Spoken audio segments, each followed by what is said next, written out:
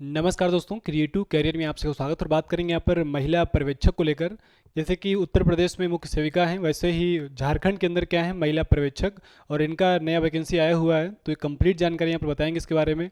और एलिजिबिलिटी क्या है, और क्या इसका पेपर का पैटर्न है, कैसे क्या है, कितनी पोस्टें हैं, सारी बातें यहाँ पर होंगी। तो जैसे कि उत्तर प्रदेश में क्या होता है कि ये भर्ती कराता है, यूपी ट्रिपल एस सी कराता है। वैसे ही झारखंड के अंदर एक आयोग है, झारखंड स्टाफ सिलेक्शन कमीशन। इसको हम लोग JSSC के नाम से जानते हैं। तो ये जो है झारखंड कर्मचारी चयन आयोग, इस पर आप देखोगे यहाँ पर, तो इसको जो ऑफिशियल साइट पे जाओगे तो यहाँ पर एप्लीकेशन फॉर्म, इस पर जब क्लिक करोगे तो इस तरह से खुल के आएगा। और ये आपको दिख रहा होगा यहाँ पर कि एक ये नया फॉर्म आपका आया हुआ है, यानी कि ये जो है लेडी सुपरवाइजर करके यहाँ पर इसका नाम दिया है अंग्रेजी में। और ये इसका शुरुआत 26 तारीख से हो चुका है, यानी कि 26 अभी सितंबर से इसका फॉर्म भरना शुरू हो चुका है। और लास्ट डेट इसका है 25 तारीख, यानी कि 25 अक्टूबर, ये इसका आखिरी तिथि है। इसके हम एडवर्टाइज पे जाएंगे, यानी कि इसके नोटिफिकेशन पे, तो इस तरह से कुछ खुल के आएगा। ये है झारखंड महिला पर्यवेक्षक प्रतियोगिता परीक्षा 2023। तो ये लेटेस्ट है, अभी की एकदम से जो ये शुरू हुआ है।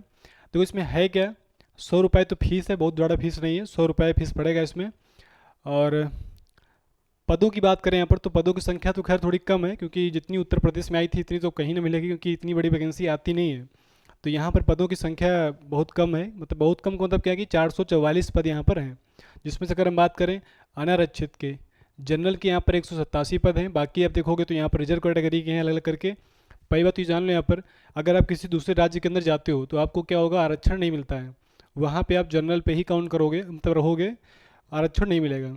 तो उस हिसाब से इसमें पद की संख्या काफ़ी कम हो जा रही है।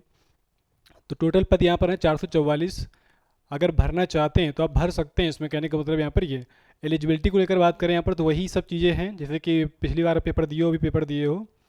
न्यूनतम योग्यता, न्यूनतम उम्र की बात करें 21 साल आपका होना चाहिए कम से कम। उम्र की बात करें 21 साल, अधिकतम तो 38-40 करके दिया है, ये अलग अलग कैटेगरी के हिसाब से। दूसरा यहाँ पर अगर हम बात करें यहाँ पर परीक्षा का जो पैटर्न इसमें है, वो भी बता दे रहे हैं यहाँ पर, कहाँ गया,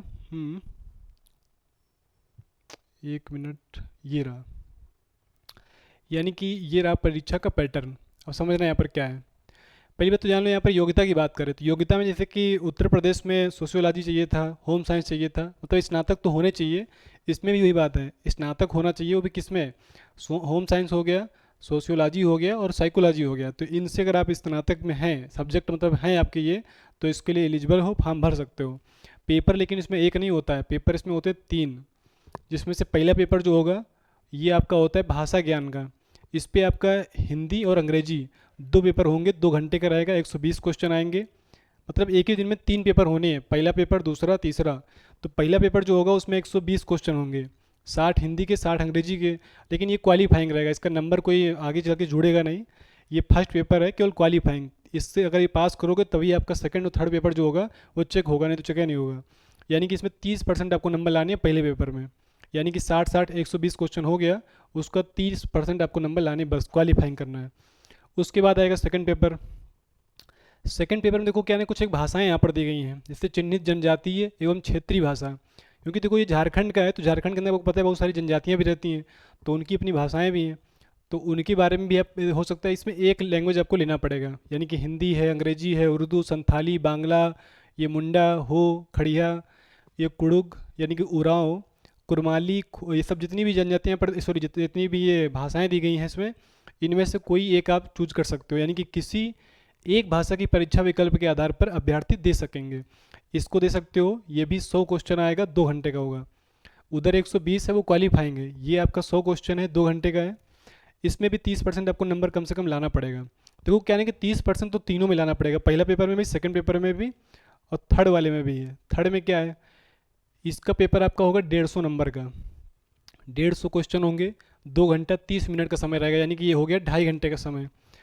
अब इसमें देखो पहला पेपर इसमें जो 4 सेक्शन रहेंगे, पहले सेक्शन में क्या होगा, तकनीकी या विशिष्ट विषय, यानी कि जिस विषय से आपने, मतलब जिस विषय से क्या, वो सब्जेक्टिव जो चीज़ें आपने पढ़ रखी है ना ग्रेजुएशन में, स्नातक में, वो सब इसमें पूछा जाएगा। जैसे कि उत्तर प्रदेश में हुआ था, सोशियोलॉजी, होम साइंस, इन सब के क्वेश्चन उसमें आए थे, विवाह, परिवार, नातेदारी। और ये होम साइंस में जाओगे तो वहाँ पर ये क्या बोलते हैं, भोजन के आवश्यक घटक, के प्रोटीन, विटामिन सब जो है ये सब भी इसमें रहेगा इसी वाले पोर्शन में। यानी कि 100 क्वेश्चन तो उसके अकेले वही होंगे।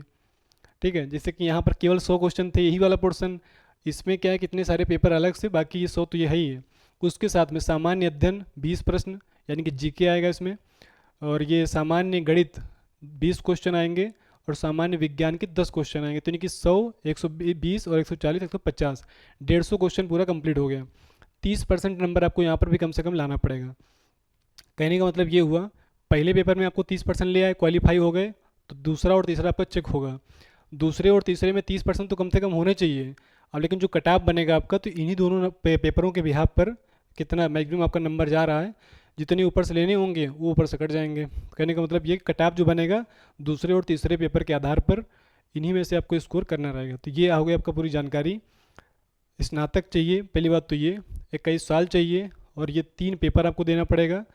पद आपके 400 कितने 44 करके हैं ये। तो इतनी सारी जानकारी यहाँ पर है।